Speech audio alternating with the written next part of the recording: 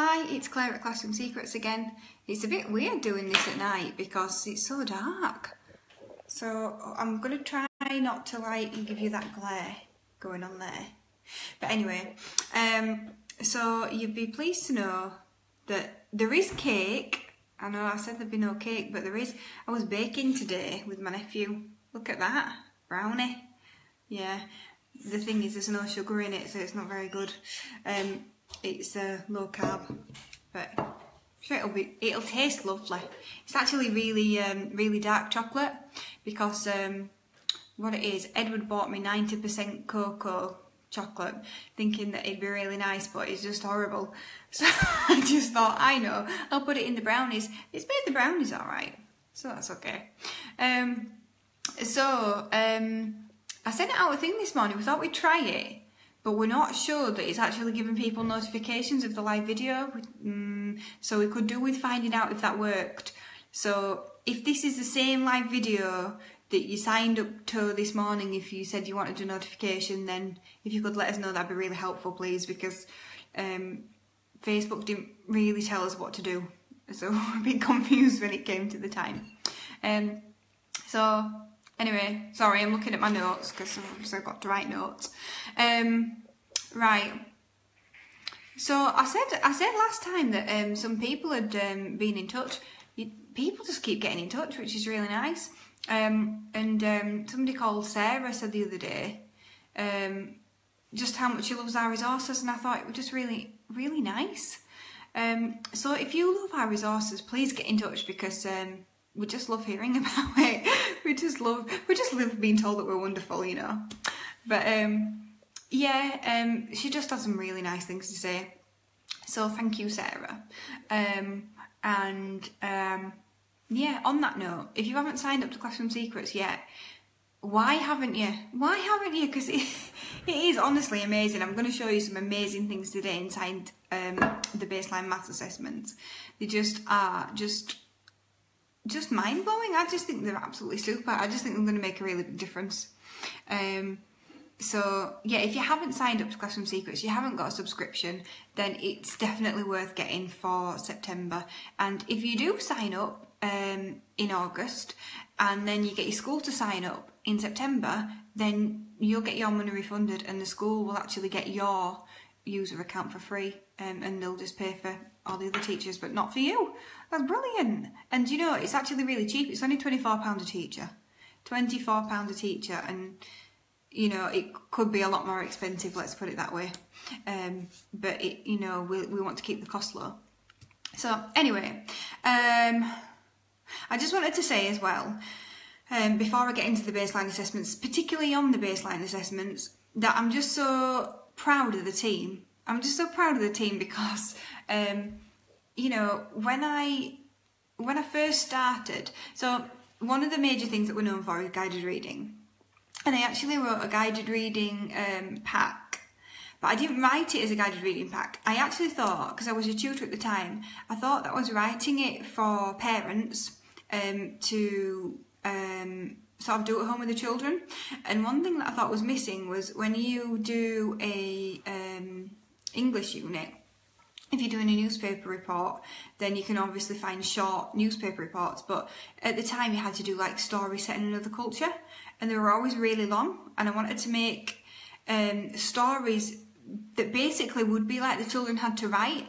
So, you know, in the 5 sections, include the 5 sections, but not be any more than 2 pages long, because often the stories that we would do with them would be really long, and I thought, well, it's not always a helpful example to them because we're asking them to use all this descriptive language, but it can't be really long.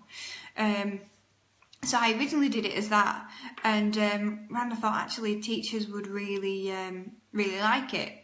So then after that, I thought, you know, how can I make it better for teachers? And the first thing I thought, right, was putting the AFs in, because at the time there were the AF codes, and that's why we've kept that on.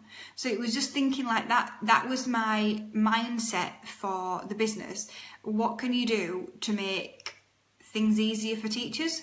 You know, what are those tiny little things that are just going to make it easier? And when it comes to the baseline assessments, well, all the resources, but the team, they're thinking like that. It's not just me anymore.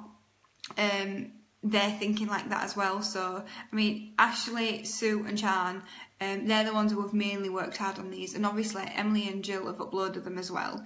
But obviously they've looked at the content, Sue and Ashley, and they just blow my mind because they've thought of all the little steps, and like Sian yesterday with the arithmetic test, thinking of all the little steps just for you, so that you can, so you don't have to do it, which is just amazing.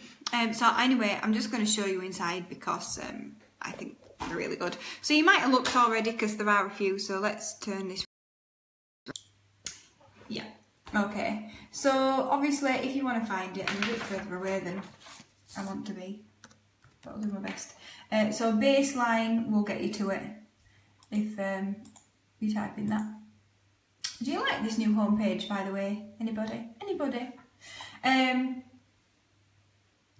So we've got the year 3 one online, the 5, the year 4 and the 2. So we're waiting for the year 1 and the year 6. So they have been finished, they are done, but Sian just wants to make sure that she's got an extra check on them, because she just wants them to be perfect for you. So we're probably looking at the beginning of next week, probably before, but I like to be conservative.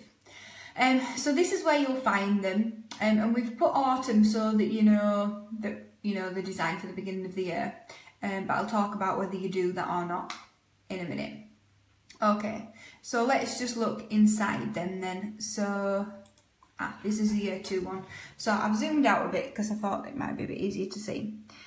So this is the first sheet you get. So it's kind of like a teacher information sheet, really. So it tells you that these correspond to the national curriculum objectives for year 1.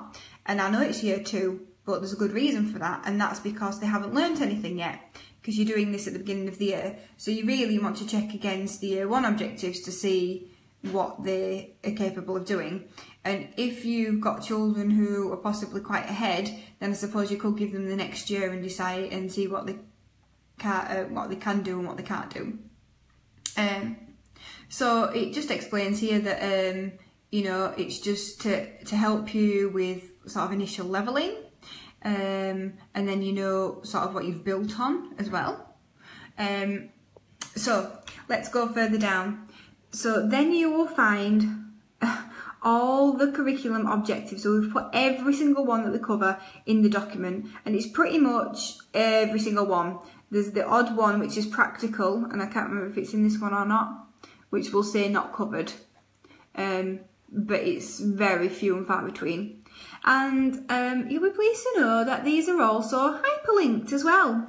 So say if you did want to teach this one, if you click it, it will hyperlink and it will show you the other resources that we have that are tagged with that objective. Now, not all of our resources have this feature yet.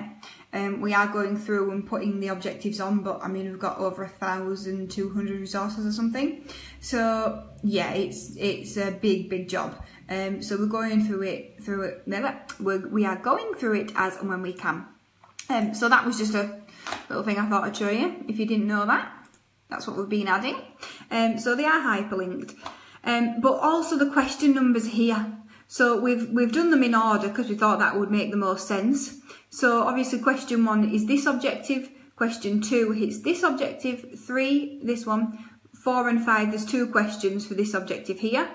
As you go down, some of them end up with 3 or 4. Can we see this okay still? Just checking. So you can see there's a lot of mathematics objectives there. So anyway, when we get to the actual test, what I thought was really good, and I think this was Sue's idea, although if it was Ashley's, I'm sorry. But she said, do you know what, there's a lot of objectives there, and I thought, yeah, she's right. I mean, there's 29 objectives, and this is in year 2. That's a long time, especially when they've had time off as well.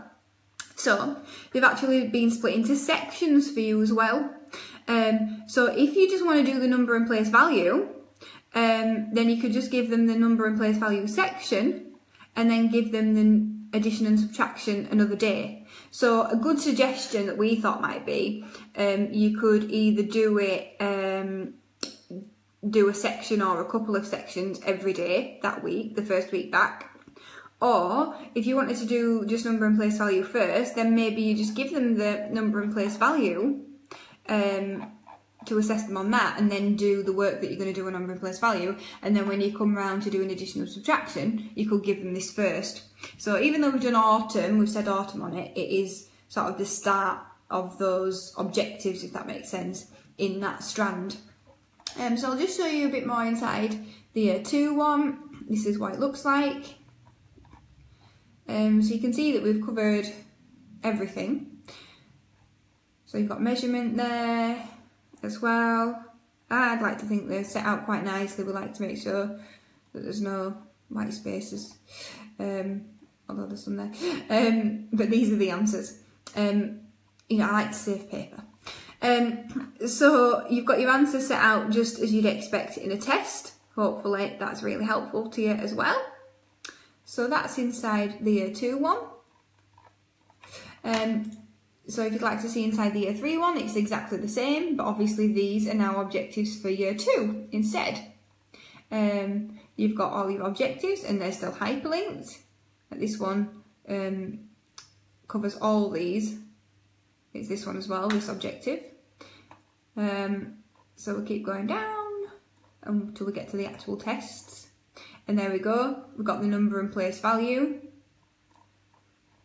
And then on a different page, addition and subtraction, so you can split them off as you like. Is this a good idea?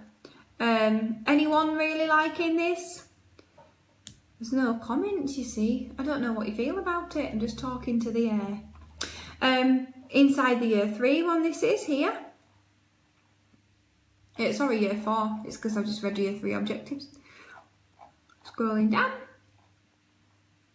Okay, so as you can see it's similar because the objectives do build and they're slightly similar. So here's your assessment for you to go through here. And then you can start again on the multiplication and division ones. So there's so much in it, isn't there? So much. I think the year 5 one, which I think we've got 50 objectives, or is it 50 questions? Like, it could be both. But yeah, I was just like amazed at how many they had to do. But not just that, the amount of time they've done it in, because I think we were only asked about this about 2 weeks ago. And as you can see, like, there's a lot gone into this, a lot. I'm just really proud that the team have sort of pulled it out of the bag, and they've done such a good job as well. A lot of hard work's gone into this. So I happen to think that they're perfect. No, nothing's perfect. But no, they are really, really good. And you can see clearly how you can assess from last year's objectives. But that isn't everything, because we've done this for you for every year group as well. So it's a spreadsheet. So you've got the question numbers here, so you can easily track them. So it's the same as what it is on the PDF. You've got the objective. Taken the hyperlink off because it was really annoying because we kept catching it. And then you can actually put the names of the pupils in here, up here, and then you can tick it off however you normally do. Sorry, I'm not even showing you the right bit, am I? So you've got the objectives here. And here you can put the names of the students, and you can tick off whether they've hit that objective or not.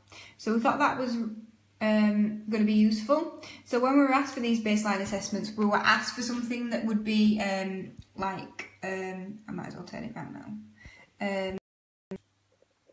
Yeah, we were asked for something that would be a tick off thing, and so we thought this would be the best way. So everything's very systematic, they're all in the same order.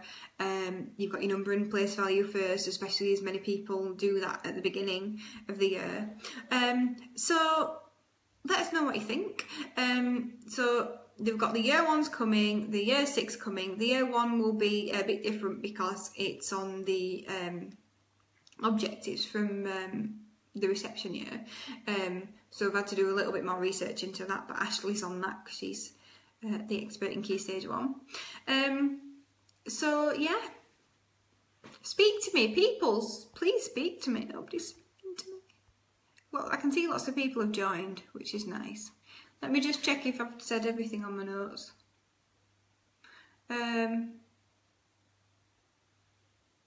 Oh yeah. So tomorrow they're going to be starting doing the spag baseline. Hopefully it won't take as long because I don't think there's quite as many objectives. Let's hope, because it's taken a while. But yeah, so we should have those ready for you going back, hopefully as well. All depending on when you're going back. When are you going back? If you're watching, when are you going back? Anybody? No. I'm going to go now. I'm going to enjoy my brownie. I'll just show you again, just in case you're jealous. Isn't it a nice brownie? Yeah. It's a bit bitter because it doesn't have any sugar in it, but I'm sure it'll be lovely. Lovely. Alright then, well, I'll see you later. Bye! Oh yeah.